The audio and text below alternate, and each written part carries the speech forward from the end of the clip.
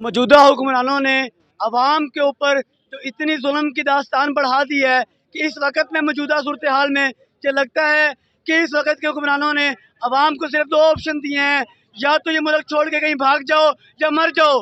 क्या करोगे इस अवाम के साथ?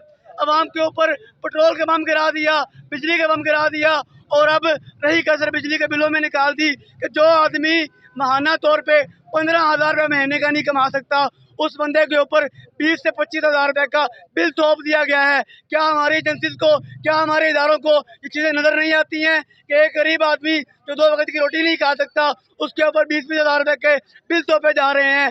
क्या इनको ये नज़र नहीं आता है कि जो हमारे महकमे के अंदर काली भेड़ें छुपी हुई हैं, जो एक एक बंदा 20-20, 30-30 लोगों को फ्री बिजली दे रहा है, बिजली चोरी कर रहा है, और हमारे आसपास हमारे शहर के हर जिम्मेदार बंदे को पता है कि हमारे चारों तरफ बिजली चोरी की जा रही है।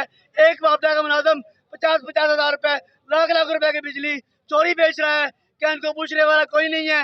हमारे यहाँ ये तो पूछा जाता है कि जो हक की आवाज़ बुलंद करता है उसको पकड़ के पर्चा दे के अंदर कर दिया जाता है, जो चोरी करता है उसको पूछने वाला कोई नहीं है। जुल्म के ये ज़ाब्ते हम नहीं मानते।